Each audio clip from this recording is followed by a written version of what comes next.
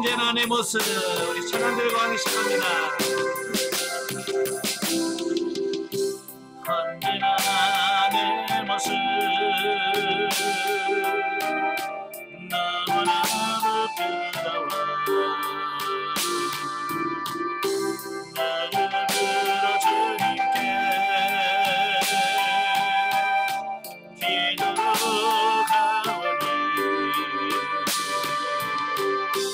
나 홀로 서 있는 주는 내 영계 구사 주님만 나를 깨워 내 영살을 하소서 주님 내 안에 주님 내 안에 계시고 주님 내 안에 주님 내 안에 나를 세워주소서. 아멘. 네, 기도하겠습니다. 은혜로우신 아버지 감사합니다. 오늘도 우리 훈련할 수 있는 시간을 주셔서 아버지 감사합니다. 오늘도 그리스도의 가차 세 번째 시간인데 성령께서 우리 지각을 열으셔서 잘 듣고 깨달아서 정말로 하나님이 원하시는 삶이 뭔지를 아버지 하나님 깨닫는 시간 될 수 있도록 성령님 도와주옵소서. 시종을 주님께 맡겨오며 예수님의 이름으로 감사하며 기도합나이다. 아멘.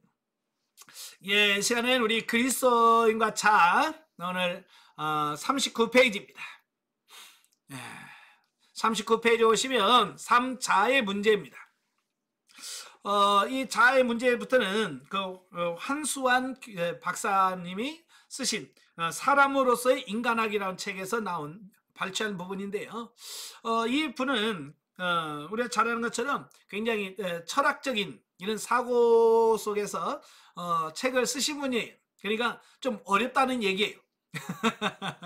그래서 쉽지는 않습니다만은 그래도 읽다 보면 이게 무슨 말이구나 그런 부분 또 이해가 되거든요.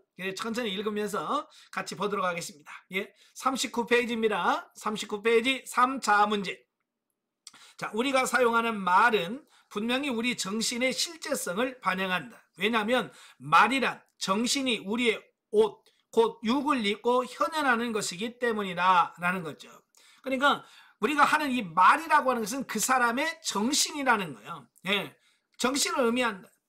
예, 왜냐하면 그 말은 그 사람의 마음에서 나오기 때문에 그렇다라는 거예요.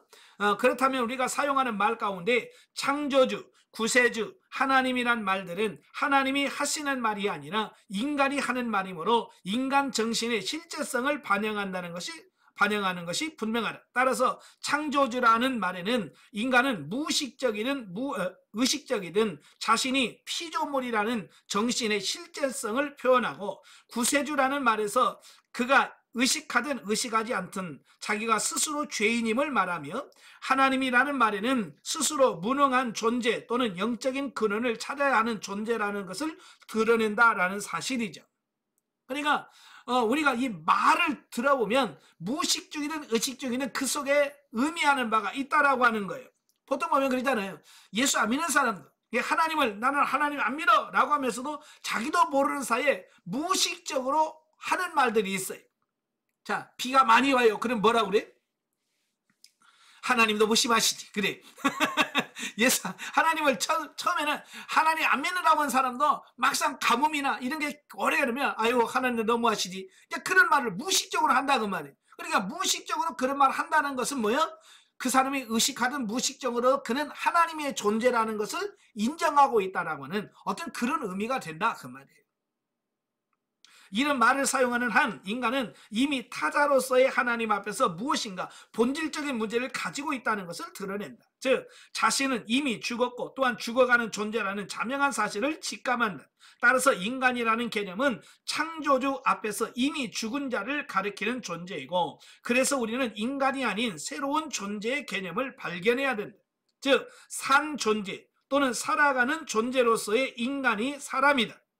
사람은 창조주의 영으로 살고 또한 그것으로 인하여만 살아가는 존재, 곧 창조주의 영을 만나는 존재이다. 그러나 우리가 창조주의 영을 만나는 사람이어야 한다면 우리 자아의 문제는 어떻게 이해해야 하는가? 창조주 앞에서 우리의 자아 문제는 어떻게 이해되어야 하는가?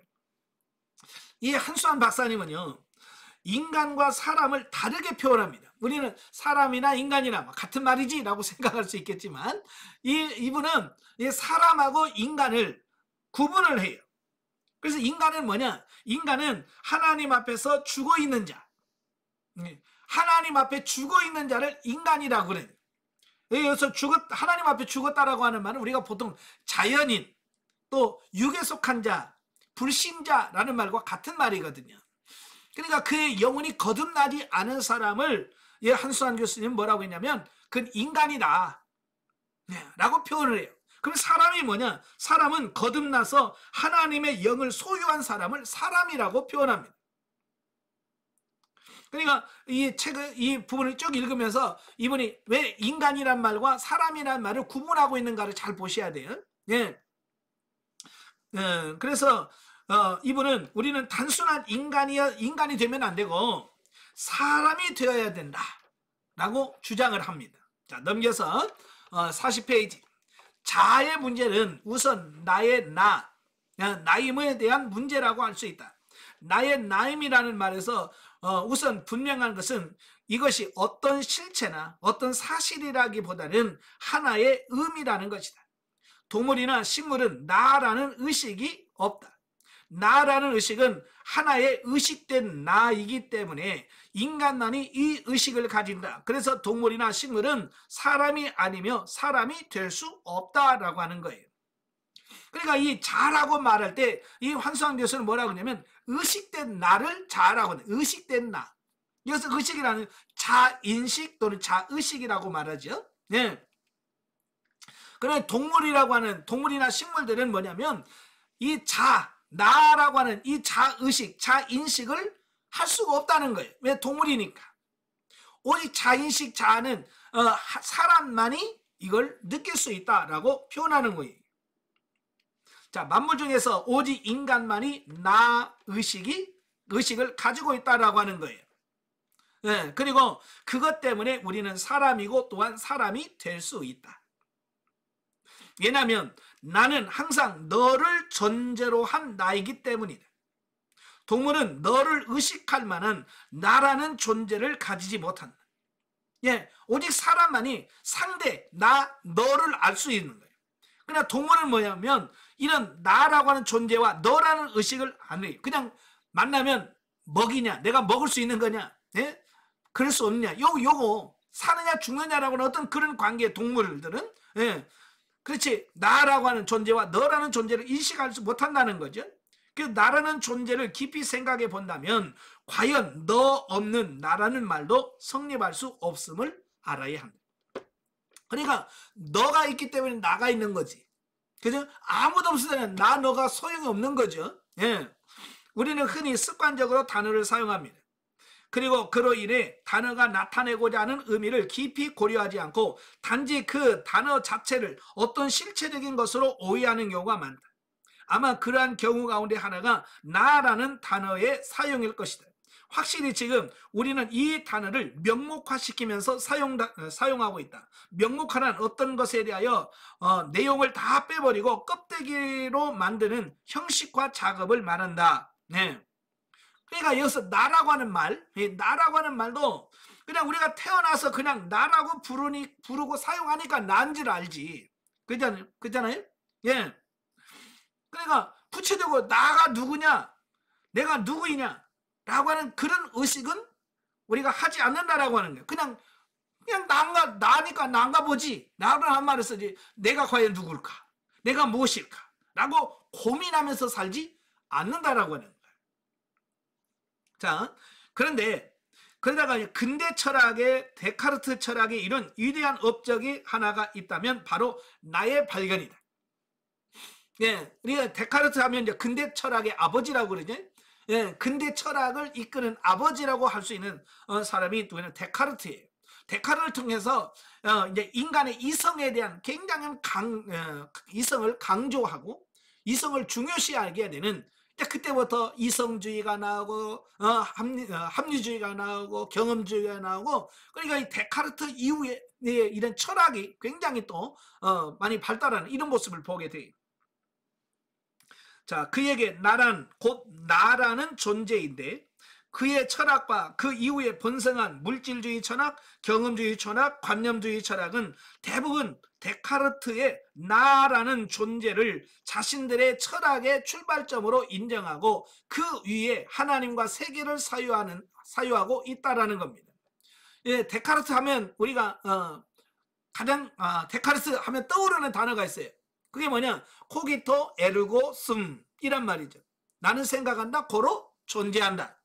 예, 그런 말이잖아요.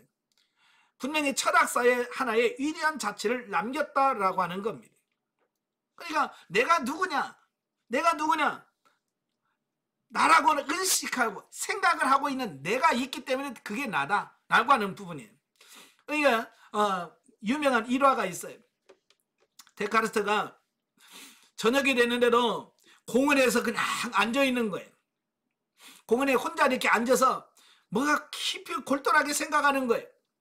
저녁이 되는데도 갈 생각을 안 해. 그래서 지나가던 경찰관이 그에게 묻는 거예요. 당신 누구요? 라고 물으니까 그 데카르트가 하는 말이, 지금 내가 고민하는 거예요. 지금 나도 지금 내가 누군지 모르고 지금 모르니까 이 자리에 있는 거예요. 내가 누구요? 라는 질문을 했다는 거예요. 그러니까 데카르트는 내가 누굴까? 나라는 존재가 과연 뭘까? 라고 하는 것을 깊이 생각하고 있는 거예요. 그러다가 그가 발견한 게 뭐냐?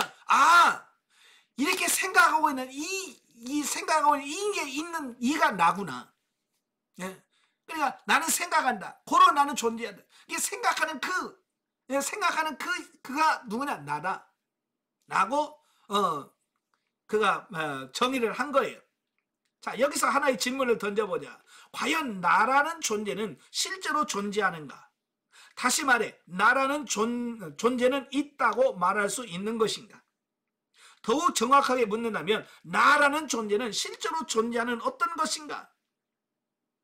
여러분, 이런 질문 해보셨어요? 이런 질문 해보셨어요? 안 해보셨어요? 이런 질문 한 번도 해봤다면 철학자적인 기질이 있는 분이고, 그냥 사는 사람은 철학자가 될 수 있는 기질이 없으신 분들이. 저도 이런 질문을 한 번도 생각해 본 적이 없어요. 그냥 살았지. 그러니까 저는 철학자가 될 수가 없어요. 예. 이에 대하여 에브너는 나라는 존재는 존재하는 어떤 것이 아니다라고 단정합니다. 그는 나라는 존재는 무엇을 가질 수 있는 어떤 사실도 아니고 어떤 대상도 아니며 인간 속에서 모든 대상화를 비우는 정신적 존재의 주체이며 존재 자체다라고 주장을 했다라고 하는 겁니다. 참 저는 보면 철학자들의 주장을 보면 참 이해가 안 돼요. 네. 이거 이해하려면 상당히 시간이 걸려요. 왜 그렇게 쉬운 걸 이렇게 철학자들은 어렵게 이야기하는지 몰라요. 네. 여러분, 에브너가 하는 말 이해됩니까? 그래, 이 말이 이해된다면 여러분 철학자 돼야 돼요. 네. 참 어려워요. 자, 여기서 에브너는 철학자들이 논하는 나는 실제적인 나가 아니라 나라는 존재임을 밝히고 있다라고 하는 겁니다. 그러나 나라는 존재는 결코 관찰의 대상이나 사유의 객관화의 대상이 될 수 없는 존재 자체, 즉 실제성과 관계되는 것이다. 과연 에브너의 진단대로 본다면 데카르트 이후 철학함의 주체인 나라는 존재가 사유의 대상이 되면서 극단적으로 발전되게 되는데, 예를 들어 경험주의 내지 물질주의 철학은 경험된 존재로서의 나를 강조하는 반면에 피에테나 헤겔의 관념주의 철학은 절대 초월적인 나의 개념으로 나라는 존재를 설명합니다. 그러니까 그 사람들이 보는 관점에 따라서 이렇게 서로 다르다는 거예요. 그리고 양극단에 대두되는 문제는 세계가 나라는 존재의 한 부분이든지 혹은 반대로 나라는 존재가 세계의 한 부분이든지 둘 중에 하나여야 할 것이다. 자, 우리는 전자를 가리켜서 관념주의라고 하고 후자를 가리켜서 경험주의 내지 물질주의라고 표현을 한다라는 사실이. 그러니까 관념주의는 세계가 나라는 존재의 일부분이다. 이 세계는 나라고 하는 존재의 한 일부분이다 라고 생각하는 게 관념주의고, 경험주의 또 물질주의는 뭐냐면 나라는 존재가 세계의 일부분이다라고 정의를 하고 있다라고 하는 거예요. 참 우리가 볼 때는 그 말이 그 말이고 그 말이 그 말인 것 같은데 그들은 그거 가지고 싸워요. 예. 그러니까 세계가 나라는 존재의 일부분이냐 아니면 나라는 존재가 세계의 일부분이냐, 이거 가지고 서로 네가 맞다 내가 맞다 싸우는 겁니다. 우리가 보면 그 말이 그 말이고 그 말이 그 말인 것 같은데. 예. 자, 여기서 또 나라는 존재가 신 그리고 세계의 실제성을 규정하는 것이다 라는 거예요. 자, 이거 중요한 건 뭐냐면 이 말은 나라는 존재가 있어야 신의 존재라든지 세계라든지 이런 게 의미가 있지, 나라는 존재가 없는데 신이 무슨 의미가 있고 세계가 무슨 의미가 있냐. 그러니까 모든 중심이 나, 예, 내가 중심이, 그 전까지 말해 중세 때는 하나님이 신이 중심이었거든요. 그죠? 중세 때만 해도 신, 하나님이 중심이 되는 사고와 철학을 가졌어요. 그런데 이 근대 철학 데카르트 이후부터는 이제 신이 중심이 아니라 나, 인간이 중심으로 가는 인본주의적으로 바뀌어지는 이런 계기가 되어야죠. 바로 인본주의로 바뀌는 그 모든 것을 토대를 마련한 사람이 누구냐? 데카르트다 그 말이에요. 자, 이것이 바로 데카르트가 그 발견한 코기토, 자아다, 네, 라는 겁니다. 그래서 코기토라고 하는 말은 자아를 가리키는데 사유하는 자, 이 생각하는, 네, 생각하는 자아다, 이제 그 말이. 네. 그래서 코기토 이후의 역사는 사변적으로 발전한 코기토가 어떤 결과를 가져왔는가를 보여주는 예이다. 그들은 나라는 존재를 사유하는 어떤 존재로 이해했다. 과연 나라는 존재는 어떤 능력을 가진 존재인가? 어떤 능력을 가진 존재라면 그것은 존재를 지칭하는 것이 아니라 존재자를 말하는 것이 된다. 존재는 사유의 대상이 되지만 존재는 의식의 대상이 되지 못한다. 그래서 경험주의나 관념주의 철학은 실존, 즉 실제적인 나가 도대체 무엇을 의미하는가를 제대로 파악하지 못하였다. 실제적인 나는 철학자들이 사유의 대상으로 세우는 나라는 존재가 아니라 실제적인 나는 너 앞에서 지금 마주 서 있는 존재를 의미한다. 과연 나는 누구인가? 자, 나를 정확하게 구분하면 나라는 단어가 있고 나라는 의식이 있다. 그죠? 나라는 글자가 있고 나라는 의식이 있다 그 말이에요. 그래서 나라는 의식은 실제적인 내용물이어서 그것을 나타내기 위한 단어가 필요한데 그 단어가 나라는 1인称 대명사이다. 네. 그러나 흔히 나라는 1인칭 대명사와 나라는 의식은 구분 없이 사용되어 왔고 1인칭 대명사와 나라는 의식도 거의 같은 것으로 취급되어 온 듯하다.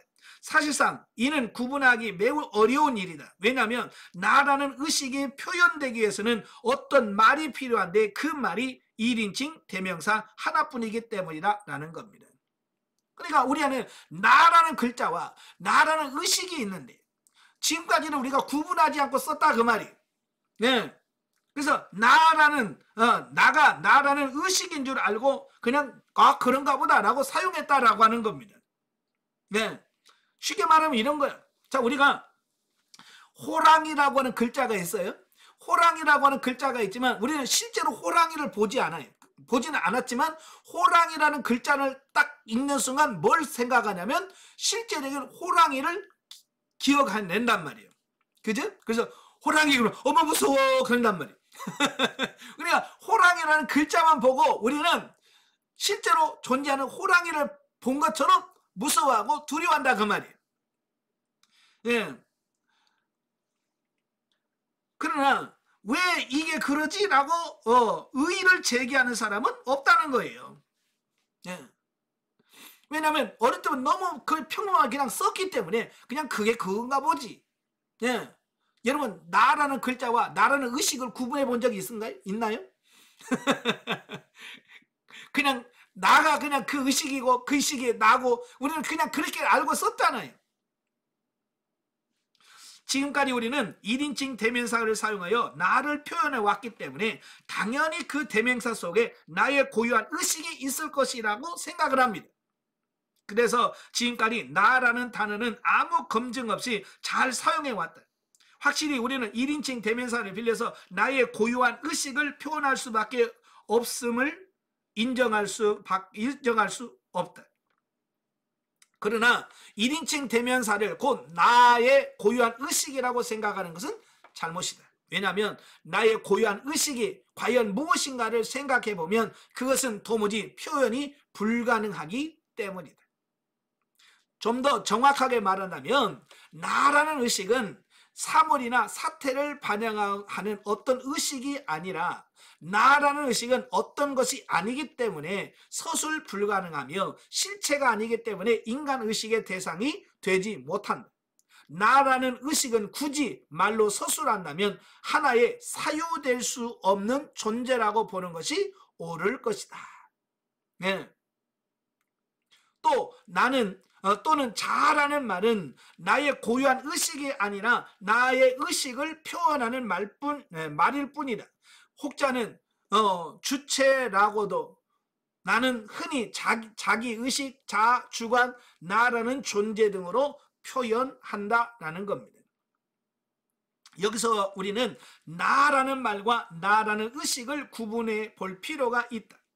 나는 무엇인가라고 물을 때 우리는 그 해답을 찾을 수 없다. 왜냐하면 나는 우선 실체가 아니므로 어떤 무엇이 될 수 없기 때문이다. 이 나의 문제는 관념론의 철학에서는 주관 또는 의식이라는 말로 표현을 한다. 우리는 나라는 1인칭 대명사와 그 명사를 통해 표현되는 고유한 나를 구분해서 생각해 보아야 한다. 왜? 나라는 고유한 의식은 반드시 1인칭 대명사를 통해서만 표현되어야 하는가? 나라는 존재를 생각할 때 우선 놀랍게도 성경에서 이스라엘의 하나님이 자신을 야훼로 계시하셨다는 사실이다. M 부버에 의하면 야훼라는 말은 나는 스스로 있을 자로서 거기에 있을 것이다 라고 하는 하나님의 약속을 담은 하나님의 이름, 신명인 거예요. 그래서 그 이름의 기원에 대해서는 여전히 비밀로 남아있지만 보통 있다라는 동사에서 파생된 것으로 보는 견해가 지배적이다. 이 신명은 이스라엘에만 국한된 것이 아니라는 사실은 구약 성경보다 더 오래된 것으로 슈미트에 의하면 아마도 근원적으로는 이스라엘의 것이 아니었을 수도 있다고 한다.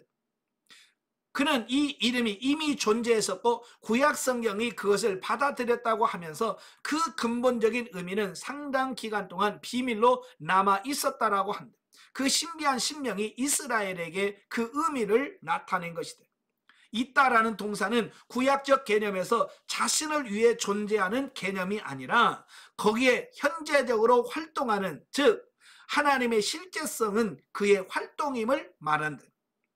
히브리적 존재 개념은 정적이고 단순히 정지해 있는 헬라적 존재 개념과 달리 다이나믹하고 살아 움직이는 존재를 뜻한다. 그래서 존재한다는 것은 단지 소리 없이 서 있는 어떤 실체를 의미하는 것이 아니라 관계하고 움직이며 역동하고 역사하는 주체를 나타낸다. 이러한 히브리 존재 개념을 철학은 신의 존재와 관련시키면서 정적으로 혹은 형이상학적으로 해석하여 오늘날의 그 사변적인 존재 개념을 이해하게 되었다라고 할 수 있다. 그러니까 이 신에 대한 개념도 헬라적 개념은 정적인 개념이에요. 그냥 가만히 있는 그런 정적인 개념의 신의 어떤 개념을 갖고 있어요. 그러나 히브리적 개념은 그게 아니라는 거예요. 신은 항상 움직이고 다이나믹하고 역동적인 역사를 한다는 거예요. 이게 성경에 보면 하나님은 항상 어떻게 역사하잖아요. 그죠? 우리를 구원하시고 우리를 구하시고 우리를 치유하시기도 하시고 또는 기적을 일으키기도 하시고, 성경에 나오는 하나님은 계속 역동적으로 역사하시는 그 하나님의 모습을 보여준다 그 말이에요. 그러니까 헬라식 하나님의 표현과 히브리식 표현은 서로 다르다라고 하는 거예요. 자, 그래서 사변적 존재 개념이란 인간이 생각하는 자아가 되어서 존재를 사유하는 데서 파악된 신 개념이다. 신은 말하자면 존재다. 여기서 말하는 존재란 어떤 원인에 해당되는 것이고 변하지 않는 불변의 존재 혹은 질서의 근원과 같은 것이다. 예. 그러니까 철학에서 말하는 신의 개념은 우리가 생각하고 있는 그런 신의 개념이 아니에요. 아시겠죠? 그러니까 같은 신이라는 글자를 쓰지만 우리가 생각하는 성경에 나오는 그런 신의 개념과 철학에서 말하는 신의 개념은 다르다라고 하는 거예요. 그래서 철학으로는 성경이 말하고 있는 하나님을 발견하거나 찾을 수가 없어요. 그러니까 철학자들은 하나님을 만날 수가 없는 거예요. 왜? 개념 자체, 글자는 같은데 신이라는 말글자는 같은데 의미하는 바가 다르기 때문에 그런 거예요. 자, 코기토란 하나의 이성으로 보는 존재라고 달리 말할 수 있다. 자, 이성으로 본다고 할 때 그것은 인간의 정신이 보는 주체가 된다는 뜻이며 이때 보는 주체란 인간 자 혹은 인간 자신을 가리킨다. 그래서 생각하는 자의 본질은 나를 스스로 세우는 데 있다. 그러나 구약의 야훼 하나님은 이런 코기토에 의하여 사유될 수 있는 존재가 아니며 또한 해겔처럼 인간의 사유를 빌려서 자신을 나타내는 그런 사변적 주체 개념도 아니다. 그러니까 구약의 하나님은 우리가 생각해내야 돼. 생각을 해서 사유를 통해서 존재하는 그런 것도 아니고 우리의 사유와 상관없이 존재하는 그 분이라는 말이에요. 그러니까 우리가 하나님을 생각한다고 하나님이 있고 내가 생각 안 해. 그래서 하나님이 없고 그런 뜻이 아니잖아요. 내가 생각을 하든 생각을 하지 않든 상관없이 하나님은 여전히 존재하고 있는 분이라는 말이에요. 자, 야훼라는 신명에서 나타나는 신비한 존재 개념은 나라는 존재 개념이다. 자, 하나님은 야훼로서 나라는 존재인 것이다. 나라는 존재로서 야훼는 거기에 있을 자로 서 있다. 이 심오한 말이 가지는 의미는 야훼는 주권자다운 자유를 가진 분으로서 자기의 이름을 드러내는 그 자리에 계신다는 뜻이다. 야훼는 결코 인간의 의식의 사유가 되는 객체가 될 수 없는 존재로서 오직 자신을 자유롭게 계시하는 주권자이다 라고 하는 겁니다. 아까도 말한 것처럼 이 야훼 하나님은 인간이 생각과 사유와 상관없이 존재하는 분이다. 그렇죠? 그러니까 우리가 하나님 없어, 하나님은 있다고 아무리 부정해도 하나님은 여전히 그것과 상관없이 존재하는 분이라 그 말이에요. 여기서 중요한 것은 야훼가 나라는 존재로서의 자신을 계시한다는 사실인데 그 계시의 장소가 항상 사람이었다는 것을 구약에서 찾아볼 수 있다. 열왕기상 20장 13절과 28절의 예를 들어서 야훼는 장차 그의 백성들과 함께 행동하실 것을 알린 다음에 전혀 아무런 근거도 없이 내가 야훼임을 너희는 알리라 라고 하는 종결 형식으로 자신을 말씀하고 있다는 거예요. 야훼는 나라는 존재로서 자신을 사람에게 계시하시고 그 계시의 장소는 곧 사람이다. 여기서 사람이란 나라는 존재가 일어나는 하나의 정신적 장소이다. 다른 말로 표현하면 곧 인격적 존재이다. 야훼는 사람이라는 장소에서 나로서 존재하는 자신을 계시하신다라고 하는 사실입니다. 그러니까 하나님은 거듭난 성도, 거듭난 사람들을 통해서 자기 자신을 계시하신다라는 뜻이에요. 만약에 야훼가 자신을 계시하는 장소가 없다면 그는 독백농적인 신일 것이다. 그러나 야훼는 독백론적 존재가 아니라 항상 사람이라는 장소에서 자신을 계시하는 나인 것을 우리는 성경을 통해서 보게 됩니다. 특히 모세에게 나타난 야훼는 모세가 어떤 특별한 인간인 것을 가리키기보다는 사람인 것을 보게 됩니다. 즉 야훼의 도움을 간절히 구하는 존재로서의 사람이다. 우리는 이 존재를 당신을 구하는 존재로 이해할 수 있다. 즉 너라는 존재로 이해할 수 있다. 그래서 모세는 육을 가진 인간이었지만 정신적으로 본다면 야훼가 나라는 존재로 자신을 계시하셨던 정신적 장소인 너라는 존재였다라고 할 수 있다. 모세는 야훼를 항상 사람으로 만난다라고 할 수 있다. 달리 말하면 야훼는 모세에게는 항상 나라는 존재로 계시하셨다. 그래서 모세는 야훼에게는 나라는 존재로 자신을 계시하신 정신적인 장소가 분명하다. 모세는 야훼 하나님을 실제성을 직접 체험했다. 그렇죠? 예, 모세는 직접 하나님의 영광의 모습을 직접 본 사람이잖아요. 물론 얼굴은 보지 못했지만 등만 살짝 봤지만 그는 하나님을 경험한 사람이에요. 예. 모세는 하나님과의 관계에서 너라는 존재라고 할 수 있다. 즉 나로 존재하는 야훼가 자신을 계시하실 수 있는 존재이다. 모세는 야훼 하나님에 대하여 항상 너였다. 하나님은 모세를 항상 너로 불렀고 모세에게 자신을 계시하셨다. 모세는 나로 존재하는 야훼가 계시된 정신적 장소로 이해될 수 있다. 그렇다면 나라는 존재로서 야훼는 항상 너라는 존재에게서 계시된다는 것을 알 수 있다. 모세와 하나님의 만남은 나로 존재하는 야훼와 너로 존재했던 사람 사이에 일어났던 역사임이 분명하다. 하나님은 항상 나로 존재하는 존재이다. 이 말은 자신을 스스로 자유롭게 나타내는 인격이라는 의미다. 그러나 이 말을 철학적으로 오해해서는 안 될 것이다. 즉 나라는 존재는 자신을 나타내기 위해 너라는 사람이 필요하다는 말이 결코 아님을 알아야 된다. 이런 생각은 헤겔의 사변철학의 모티브인데 이것은 독백하는 신의 개념이지 성경의 하나님 개념은 아니다. 네. 철학에서는 사람이 있어야 하나님도 존재하고, 예, 사람이 있어야 신이 존재한다라고 주장을 합니다. 예, 그러니까 사람이 있어야 하나님도 있다는 말은 결코 성경적이지 않은 거예요. 그죠? 사람의 유무와 상관없이 하나님은 여전히 존재하는 거예요. 그죠? 이 천지만물을 창조하시기 전에 하나님 안 계셨나요? 예, 이 천지만물을 창조하시기 전에 하나님은 존재하고 계셨어요. 그죠? 그래서 영원 전부터 하나님은 여전히 선지하고 계셨고, 예, 그 하나님의 영원한 존재하신 그 하나님이 이 천지만물을 창조하셨거든요. 근데 철학에서는 아니라는 거예요. 사람이 있어야 하나님도 있고, 사람이 있어야 뭐 또 있지, 사람이 없는데 뭐가 있어? 라고 주장한다 그 말이에요. 자, 우리는 나로 존재하는 하나님을 생각하지 않고는 나를 말할 수 없다. 하나님은 스스로 나로 존재하는 영이시고 우리는 그 영과 만날 수 있는 존재다. 여기서 나로 존재하는 영을 만나는 존재를 사람이라고 규정할 수 있다. 아까 설명드렸죠? 영혼이 거듭나고 중생한 사람을 사람이라고 표현한다고 그랬죠? 예. 사람은 항상 나로 존재하는 영을 만날 수 있다.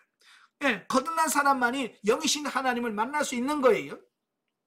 사람이 아니라면 결코 나로 존재하는 영의 실제성을 알 수가 없다. 여기서 참된 나의 문제가 대두된다. 사람은 스스로 나로 존재할 수 있는 것이 아니라 항상 나로 존재하시는 하나님에 의하여 존재하는 것이다. 이게 중요한 거예요. 하나님은 사람 없이도 존재해.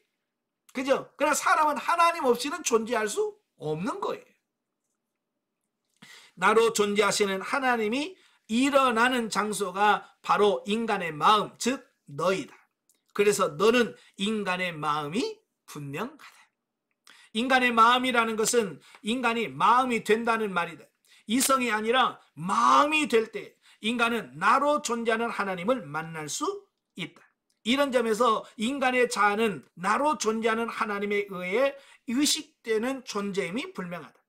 하나님에 의해 의식되는 존재, 즉 나로 존재하는 하나님을 의식하는 존재는 참된 나를 의식하는 존재이다. 왜냐하면 나로 존재하는 영을 의식하기 때문인데 나를 의식하면서도 자신도 나가 되는 것이다. 즉 하나님을 의식하는 자아가 참된 자아가 된다. 그 얘기를 하고 있는 거예요. 이게 하나님을 모르는 자는 진짜 참된 자아가 될 수 없다라는 얘기죠. 그래서 하나님은 하나님의 나를 의식하는 존재를 우리는 하나님의 자아가 일어나는 정신적 장소, 즉 너로 이해할 수 있다. 다시 말해서 우리는 나로 존재하는 하나님을 의식하면서 비로소 하나님과 마주서는 존재인 하나님의 대상, 달리 말해 하나님의 너가 되는 것이다. 그래서 하나님의 너란 나로 존재하신 하나님을 의식하는 존재이며 여기서 자유로운 주권자이신 야훼 하나님이 계시된다. 너라는 존재는 나로 존재하는 야훼 하나님이 계시게 되는 정신적 장소이다. 하나님은 항상 너라는 존재에게서 나로 일어난다. 너라는 존재는 하나님의 소유된 장소이다. 하나님에 의하여 점유될 수 있는 길은 우리가 너라는 존재가 되는 길뿐이다.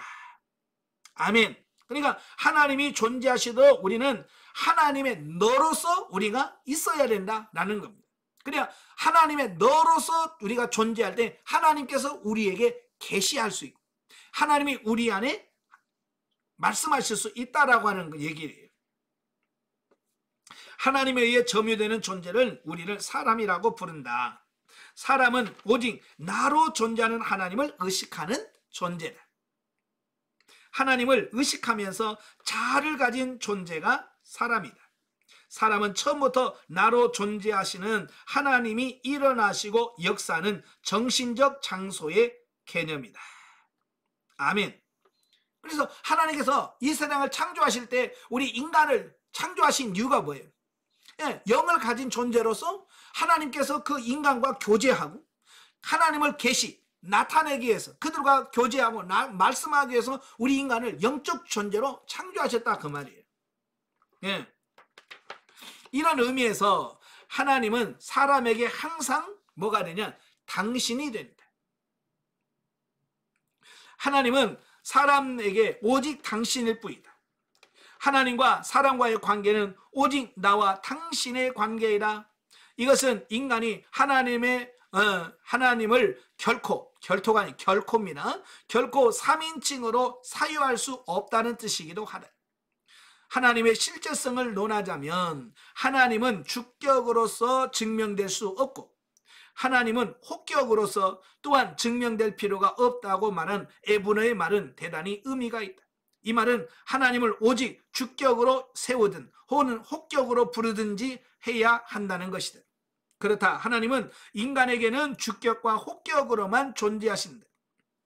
하나님은 자신을 주시는 주체가 되기 때문에 인간에게는 항상 주격으로 존재하신다. 동시에 인간은 하나님을 부르고 외쳐야 하는 존재이기 때문에 하나님은 항상 인간에게는 혹격으로 존재하신다.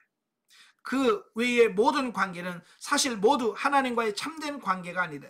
학문에서 하나님을 주체나 정신, 존재라는 말로 묘사한 것은 실체화시킬 수 없는 대상을 인간의 사유로 실체화시킨 결과이고 대상화시킬 수 없는 정신을 인간학적으로 대상화시킨 결과이다. 곧 물화될 수 없는 정신을 물화시킨다라고 하는 겁니다.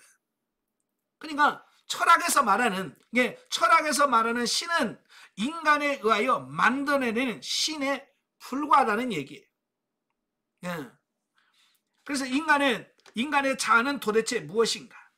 하나님의 자아가 나로 존재하시는 존재라면 인간의 자아는 이러한 나를 의식하는 존재임이 분명하다. 인간은 이런 점에서 나 의식을 가지는데 인간은 나 의식을 가질 수 있을 뿐 결코 나라는 존재는 될 수가 없다라는 거예요. 그래서 나로 존재하는 하나님을 의식하면서 비로소 자신을 의식하는 존재가 인간이다. 그러니까 인간은 하나님을 바르게 알고 하나님을 인식할 때 비로소 나를 알 수 있다라고 하는 거예요. 그래서 기독교 강요를 쓴 칼빈이 그런 말을 했어요. 하나님을 알려면 사람을 알아야 되고 사람을 알려면 하나님을 알아야 된다. 근데 이게 뭘 먼저 알아야 되느냐? 이게 그걸 나눌 수 없을 만큼 이건 굉장한 연관성이 있다라고 하는 얘기예요. 그러니까 우리를 알려면 하나님을 알아야 돼요. 하나님을 모르면 인간 나라는 존재를 알 수가 없어. 또 나라는 존재를 알려면 또 하나님을 알아야 돼요. 바로 이제 그걸 말씀하고 있거든요. 여기서 인간의 자아는 하나님의 자아가 일어나고 역사하는 장소이다. 인간의 자아가 하나님을 의식할 때만 참된 자아가 될 수 없다라는 겁니다. 그러니까 하나님은 자아는 존재의 의미가 없어요. 있긴 하지만 존재의 의미가 없는 거예요. 그래서 바울은 이 하나님 없는 자아를 뭐라고 옛자, 옛자라고 표현하고 있는 거거든요. 그래서 이건 파쇄돼야 될 부분이에요. 그래서 옛자는 하나님을 의식하거나 하나님을 발견할 수도 없다 그 말이에요. 자, 이걸 바꿔 말하면 하나님의 자아는 인간의 자아라는 장소에서 일어나고 역사는 존재라는 것을 말해준다. 그래서 하나님과의 관계는 항상 나와 당신의 관계인 것이다. 자, 4. 코기토와 이마고데이. 자, 여기서 코기토라고 하는 말은 사유하는 자, 사유하는 자. 이건 하나님을 알지 못하는 육신적인 사람의 자아를 의미합니다. 그러나 이마고데이는 하나님의 형상으로서의 자아예요. 이 거듭난 성도들, 변화된 사람, 거듭난 성도들의 자아를 이마고데이다라고 표현한다 그 말이에요. 나를 실체로 여겨서 마치 나라는 존재가 어떤 것과 같은 내용을 가지고 존재하는 것처럼 생각하는 것은 나라는 존재를 본질적으로 잘못 이해한 것이다. 나라는 존재는 추상적 관념이 아니라 하나님의 역사적 존재로서 일어나는 존재이다. 즉 너를 만나면서 일어나는 존재이다. 나는 너를 통해 비로소 자신의 실제성을 가진다. 너 없는 나는 공허한 단어에 불과하다. 그래서 이 문제를 보다 명확하게 이해하기 위해서 우리는 여기서 사유하는 자아와 하나님의 형상으로서의 자아 문제를 생각해 보면 좋을 것 같다. 자, 데카르트에 의해서 발견된 코기토의 본질은 무엇일까? 데카르트가 사유하는 자아, 코기토를 말했는데 그 데카르트가 말하는 코기토의 본질은 뭘까라는 거예요. 그래서 코기토란 일상적으로 생각하는 경험적인 자아의 개념이 아니라 철학하는 자아 개념으로서 또는 사유하는 자아 개념으로서 모든 존재를 인식의 대상으로 세운다. 살아있는 존재를 하나의 대상으로 세워서 자신의 사유의 범주를 통해서 파악하는 것이다. 살아있는 존재를 대상으로 세운다는 말은 인간의 정신이 보는 눈이 되어서 사물을 파악한다는 뜻인데 사물을 올바로 보기 위하여 그 사물을 고정시키고 정지시키는 것을 의미한다. 그래서 이 코기토는 뭔가를 알려면 그게 막 움직이면 알 수가 없어. 그냥 정지를 시켜놓는 거예요. 정지를 시켜놓고 그걸 자세히 파악한 다음에 아 이거구나 라고 안다는 거예요. 그래서 사실 모든 존재는 죽은 사물이 아니라 살아있는 존재다. 그러나 인간의 정신이 그것을 파악하기 위해서는 불가피하게 그 존재를 고정시키고 움직이지 못하도록 세워 놓아야 한다. 움직이면 파악이 안 되니까. 그러면서 인간 정신을 보는 눈, 즉 이성이 되어서 그 존재를 분석하고 쪼개고 해체합니다. 그래서 인간의 정신은 살아있는 존재를 하나의 눈 앞에 서 있는 사물로 만들면서 그 존재에게 자신이 가지고 있는 사유의 범주를 부여하여 그것을 파악한다. 그러면서 자신이 가지고 있는 사유의 범죄에 따라 판단하게 되는데 그 판단과 눈 앞에 서 있는 사물이 서로 일치될 때 그것을 진리라고 말합니다.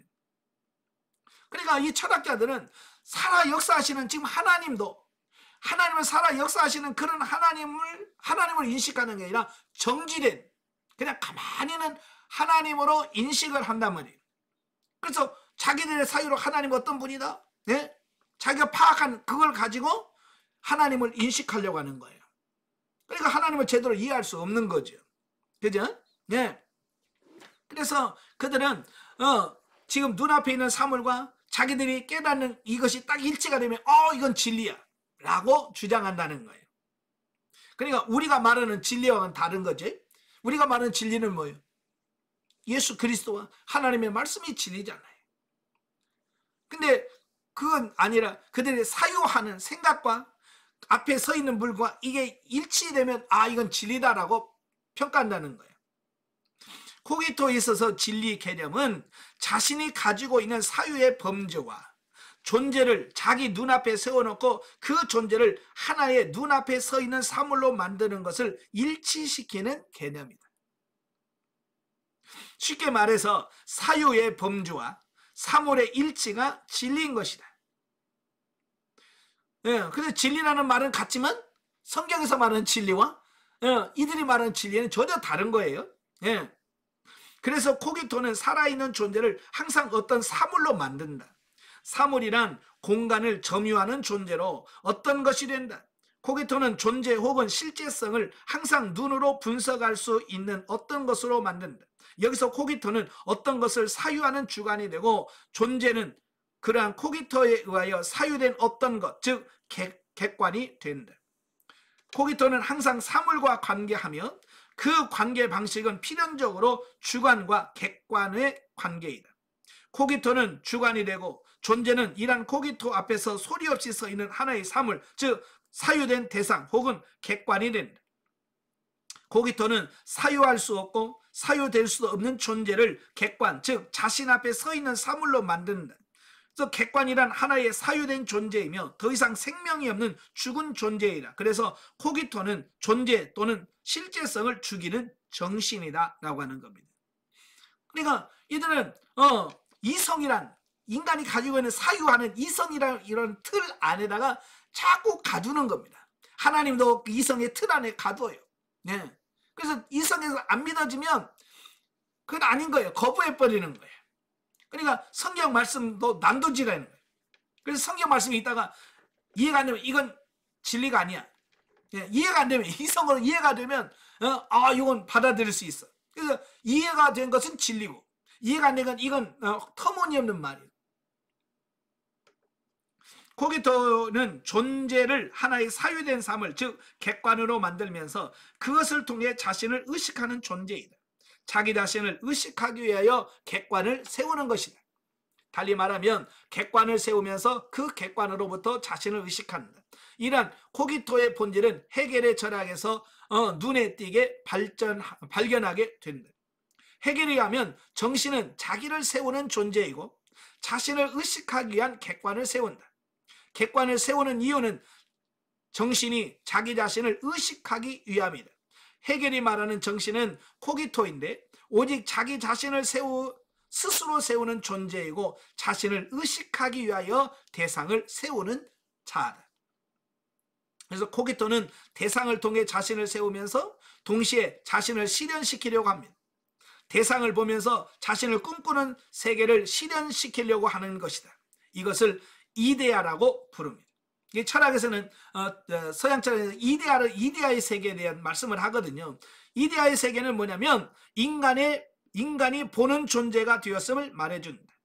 보는 존재란 고대 그리스의 사유하는 인간에게서 그 원형을 찾아볼 수 있는데, 그들에게 있어서 보는 감각적인 눈은 항상 불완전한 세계를 제시한다. 그래서 그들은 이성으로 보는 이데아의 세계를 희구했다.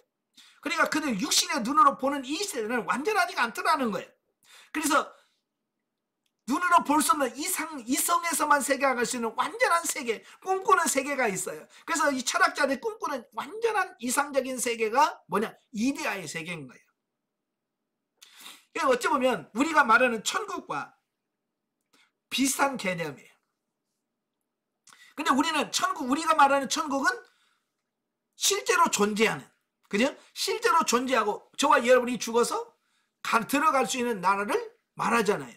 근데 철학에서는 그런 세계가 아니라 그냥 이성에서 생각하는 완전한 그런 세계를 말한다 그 말이에요. 그러니까 비슷하지만 성경에서 말하는, 기독교에서 말하는 천국과 이데아는 또 다른 세계예요. 아시겠죠? 예. 눈이라는 감각으로 파악된 세계는 불완전하고 이성이라는 정신으로 파악된 세계는 영원하다고 그들은 믿었습니다. 그래서 땅 위의 세계와 대비되는 영원한 세계를 동경합니다. 그래서 이 진짜 철학자들은요, 죽는 것을 두려워하지 않아요. 왜?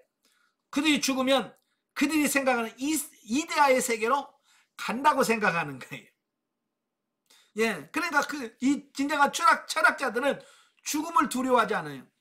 마치 우리가 정말 하나님의 나라 천국을 사모하는 사람은 죽음을 두려워하지 않는 것처럼 똑같은 그런 비슷한 증상이 있는 거예요. 하늘의 영원한 세계는 땅 위의 유한한 세계의 대비이다. 여기서 말하는 영원한 세계의 본질은 유한한 땅 위의 세계와 반대 개념이다. 그래서 이데아는 유한한 땅 위의 세계를 초월하는 세계로서의 관념이라는 영원한 세계이다.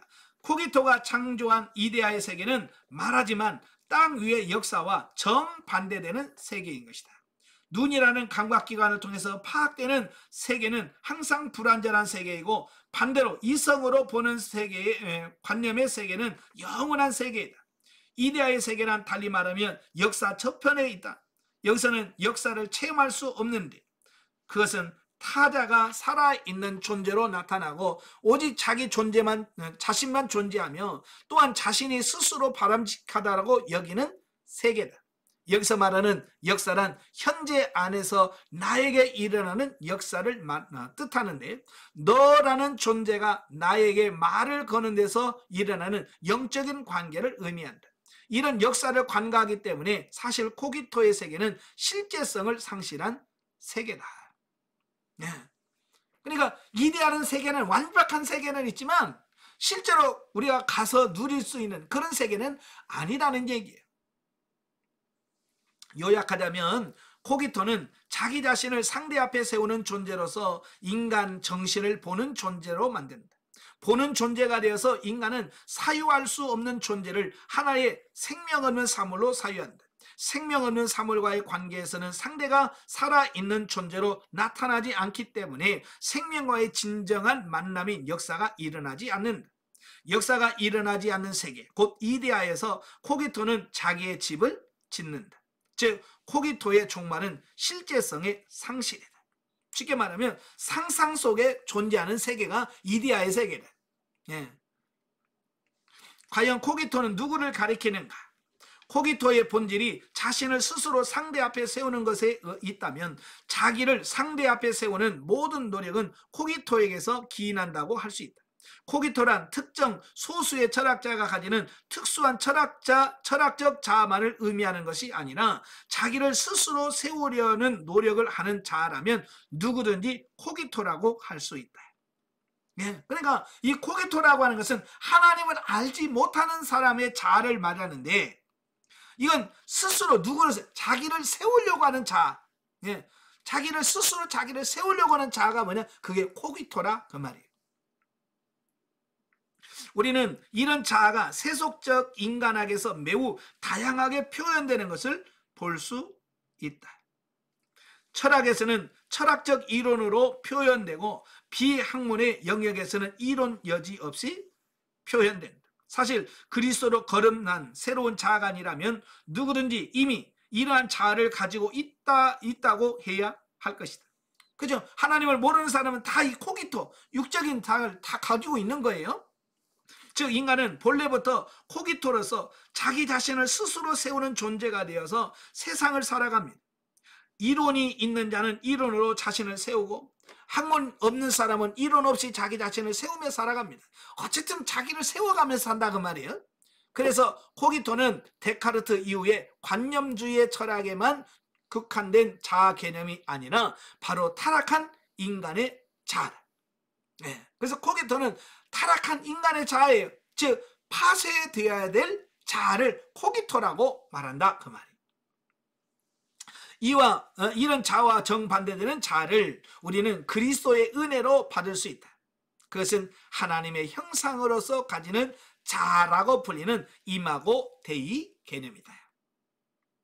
자, 이마고 데이는 신학적인 전문 용어만으로 해석되어서는 안 된다. 신학이라고 하는 학문에서만 취급되는 그런 개념은 아니어야 한다는 말이다. 그것은 그리스도 안에서 하나님을 체험하는 자아로서 사실은 예수를 진심으로 믿는 사람이 가지는 자아를 뜻한다. 아멘. 이마고 데이는 하나님을 진심으로 믿는 사람들이 가지고 있는 자아를 말한다는 거예요. 이마고 데이의 본질은 코기토와 달리 상대로 인하여 사는 자아다. 예. 여기서 형상이란 뜻을 가진 이마고라는 말이 인간의 자아는 스스로 자신을 세우는 자충적인 능력의 존재가 아니라고 하는 것을 분명히 할 수 있다. 하나님의 형상이라고 하는 말은 하나님이 그 형상 속에서 자신을 나타내신다고 하는 의미가 강하다고 할 수 있다. 즉 하나님은 인간 자아의 원형으로서 인간의 자아 속에서 인간의 자아를 가지고 자신을 드러내신다는 의미이다. 하나님은 야훼로 존재하신다고 구약은 증거하시는데 이것은 하나님이 오직 나로 존재하는 인격임을 가리킨다. 나로 존재하는 인격은 자신을 계시함에 있어서 반드시 인간의 자, 즉 인간의 나라는 존재의 자리에서 계시하신다. 다시 말하면 하나님은 자기 자신을 인간에게 계시하신다는 말이다. 자기 자신을 계시한다는 말은 동시에 상대의 자신을 요구한다는 말과 같은 말이다. 자신을 주시는 분은 동시에 상대의 자신을 또한 요구하시는 분이시다. 여기서 자신을 주는 존재로서 나로 이해할 수 있고 자신을 받는 존재를 너로 이해할 수 있다. 자, 이런 점에서 하나님과 사람과의 관계는 항상 나와 너의 관계이다. 자, 하나님은 자기를 주시는 존재이고 동시에 자기 자신을 가지고 인간의 자기를 불러내시는 존재이다. 네. 그래서 나로 존재하시는 하나님 앞에 너로 존재하는 인간, 이게 진짜 사람이라는 거죠. 그래서 이런 하나님에 대하여 인간은 항상 너라는 존재가 된다. 하나님의 형상이란 나로 존재하시는 하나님의 상대가 되는 존재, 즉 너라는 존재로 뜻합니다. 자, 너라는 존재는 너라는 존재를 가지고 있는 존재가 아니라, 즉 어떤 무엇을 가지고 있는 실체 개념이 아니라는 것이다. 이것은 하나의 정신적 장소 개념이라 할 수 있다. 개념일 아니라 개념이라 할 수 있다.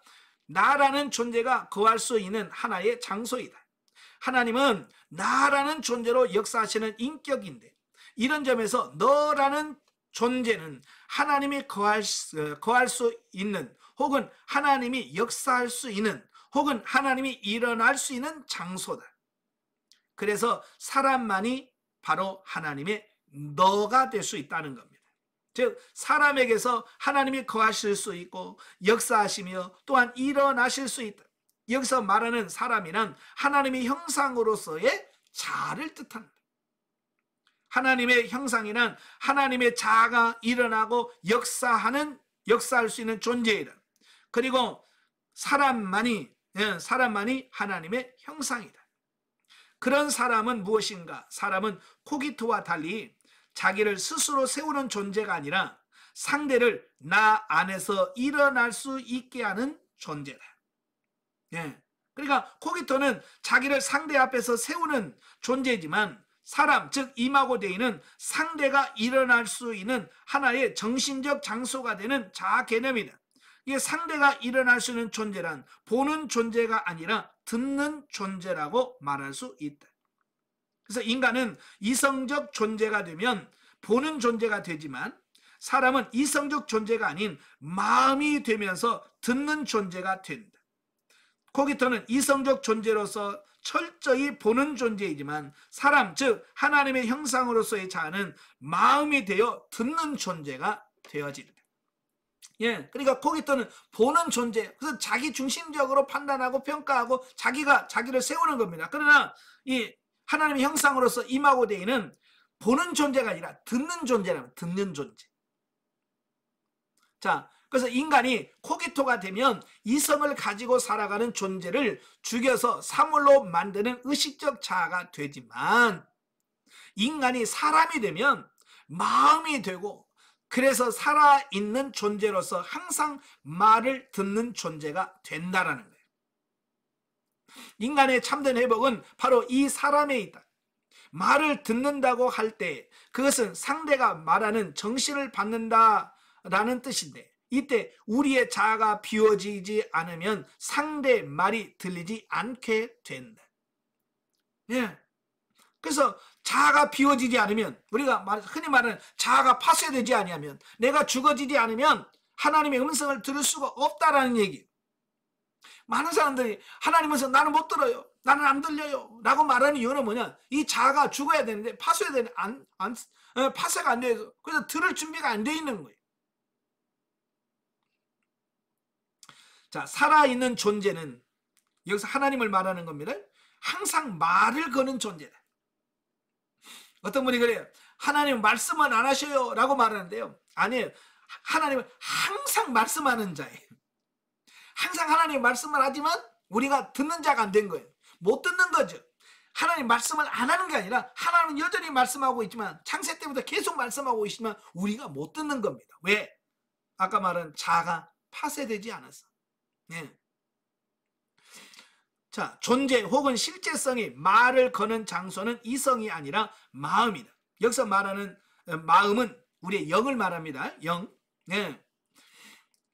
이 이성은 상대의 말을 듣는 존재가 아니라 나 자신을 세우는 존재이기 때문에 인간이 이성이 되는 한 부단히 나 자신을 세우려고 하고 그 결과 상대의 말을 들리지 않게 되는 것이다.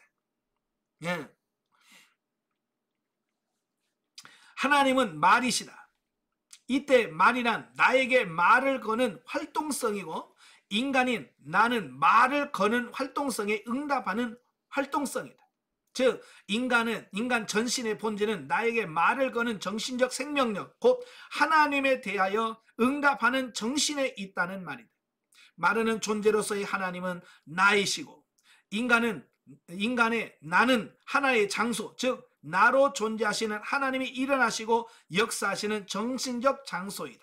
그렇게 될 때 비로소 우리는 기독교적인 용어로 하나님이 나의 주가 되신다라고 하는 말은 하나님이 나로서 인간의 자아에게서 일어나고 역사하신다라는 말을 라는 뜻이고 이때 말하는 인간의 자아는 코기토가 아니라 하나님의 형상으로서 임하고 대의가 된다.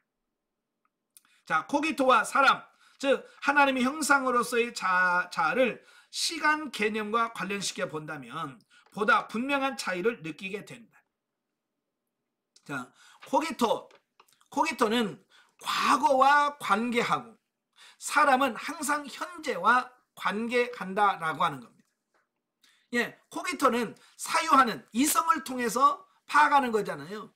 그러니까 항상 과거를 통해서 본다는 거예요. 코기토는.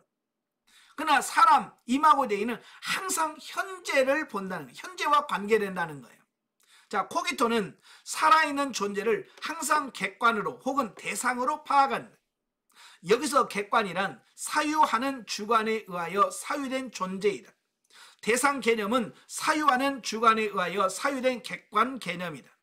그래서 이미 사유된 존재를 만나기 때문에 코기토는 항상 과거 속에서 산다라고 할 수 있다라고 하는 겁니다. 예. 그러니까 사유를 하려면 항상 과거에 있던 것, 예? 과거의 경험, 과거의 뭔가를 이것을 통해서 새로운 것을 만들어내는 거거든요. 그래서 코기토에 의해 사유된 모든 존재는 과거라는 시간의 카테고리 속에서 파악된 존재, 즉 사물이다. 따라서 이러한 자아에게는 현재란 극히 짧은 시간이고 과거란 현재가 지나간 시간이고 미래란 아직 도래하지 않은 시간이며 예상되는 시간이 된다. 이 시간은 인과율의 시간이라고 할 수 있다. 즉 과거, 현재, 미래라는 시간의 선에서 이해되는 것이다. 그래서 코기토는 인과율의 시간관을 가진다. 이 말은 원인과 결과라는 카테고리에 따라서 사건을 보는 데서 생겨났다. 자, 여기서 하나의 사건은 어떤 원인이 있고 반드시 그 원인 때문에 결과가 주어진다라고 본다. 그래서 인과관계라고 그러잖아요. 모든 것은 원인이 있기 때문에 결과가 있는 거예요. 예. 원인을 찾고 그 원인에 의하여 결과가 나와지는 이게 코기토에서 나오는 인과율이죠. 그래서 어떤 결과에 대한 올바른 해답은 원인을 추적하면 발견할 수 있다라고 믿게 됩니다. 그래서 원인을 찾으려는 노력이 나오게 되고 더 나아가서 최고의 원인, 더 이상 원인이 없는 원인을 찾게 되는데 이 존재를 신이라고 명명하는 것이다. 그러니까 이 코기토에서는 원인을 찾고 들어가고 또 찾고 들어가면 더 이상 원인이 들어갈 수 없을 때 그걸 뭐라고? 그게 신이라고 말한다는 거예요.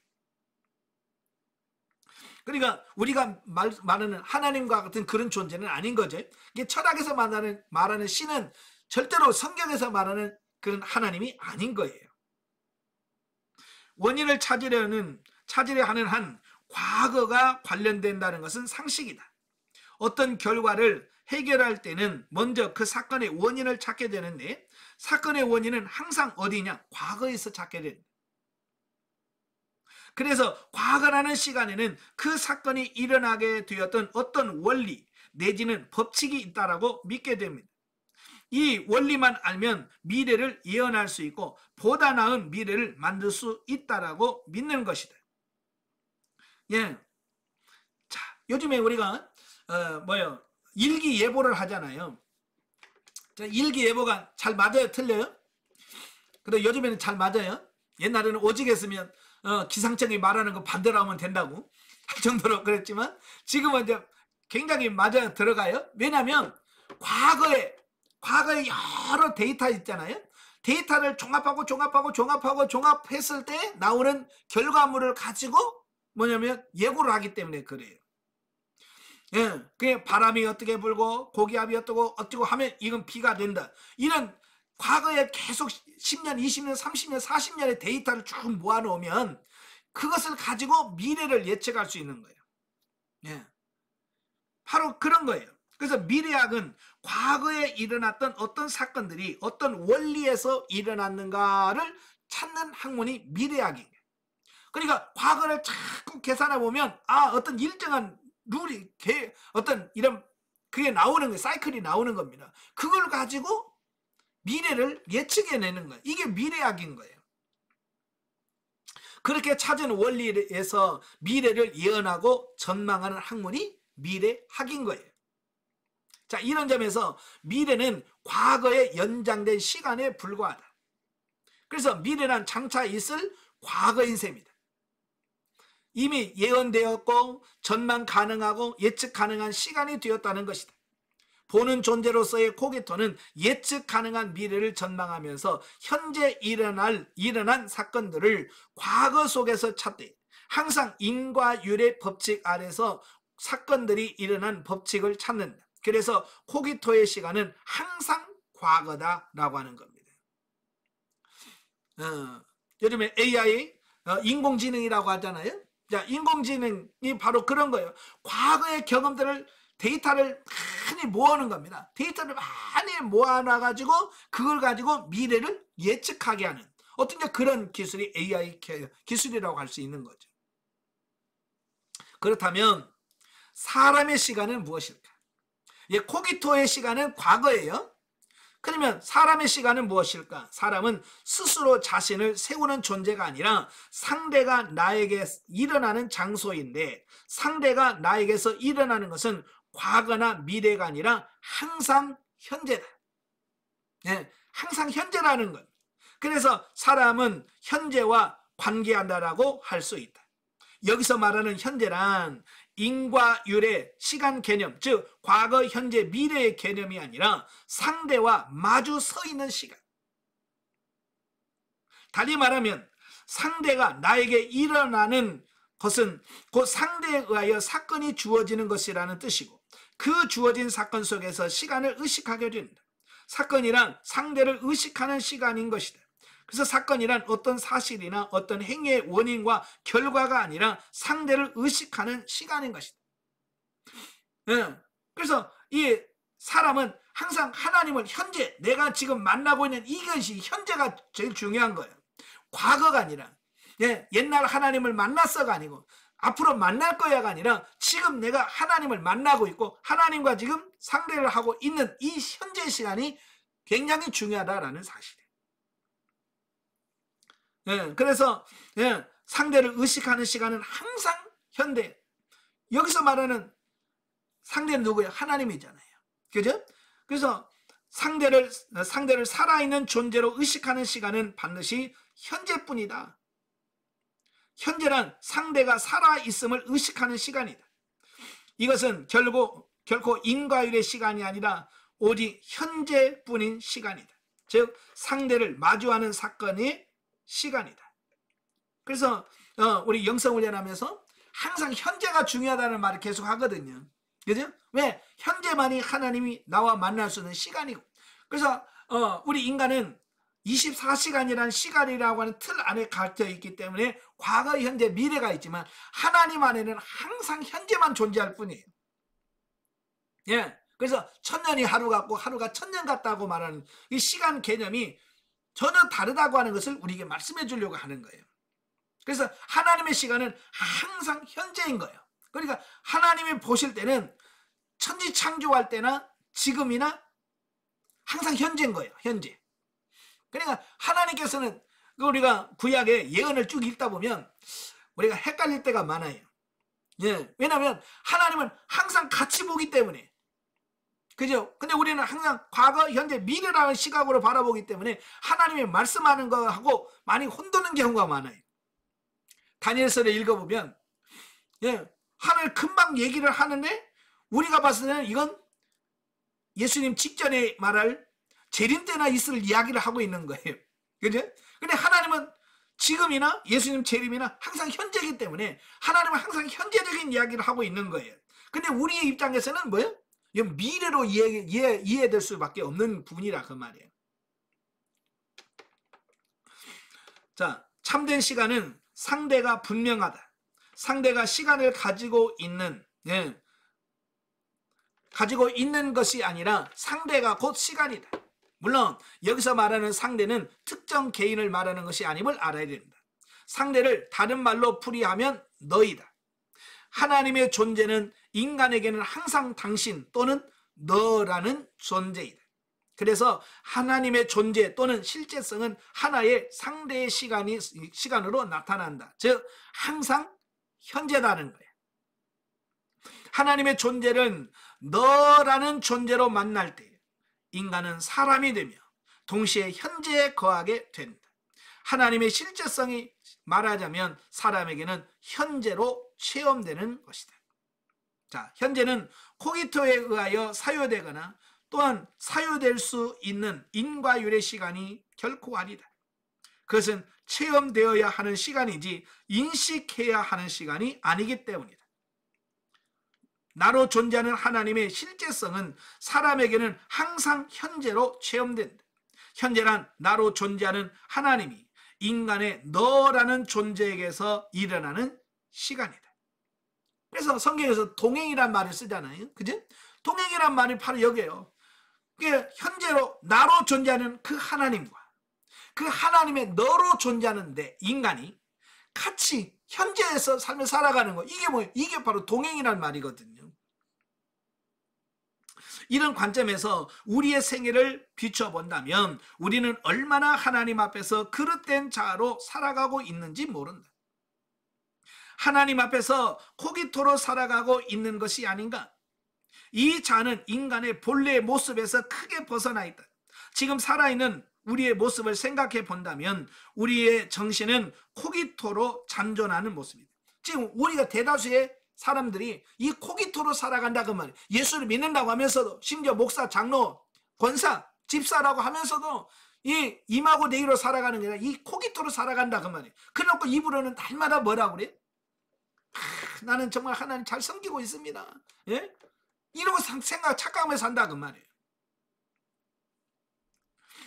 지독한 입시 지옥, 취업 문제, 직장에서 일과 반복되는 일로 일관되는 실증적인 업무, 또 땅 투기와 정력을 위한 개걸스러움, 돈을 위한 정신의 실증주의적인 몸부림 등등.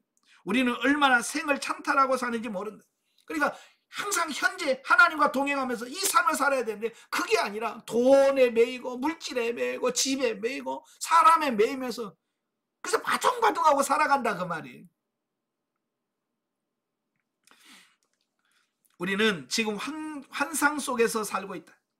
코기토가 되어서 스스로 바람직하다고 여기는 이데아를 만들면서 나름대로 꿈을 꾸며 사는 것이다. 예. 그래서 우리도 그러니까 항상 이러면 행복할 거야. 이러면 나는 정말 행복해. 라고 하면서 자기가 꿈꾸는 어떤 자기만의 어떤 세계를 꿈꾸며 산다 그 말이. 이제 우리는 막다른 골목에 서 있다. 하나님과 만나는 존재가 되든지 임하고 대가 되든지 아니면 우리가 스스로 우리 자신을 세우며 살든지, 그러니까 이마고 대의로 살든지 코기토로 살든지 우리가 둘 중에 하나 결정해야 돼. 네. 그러나 이것 하나는 분명하다.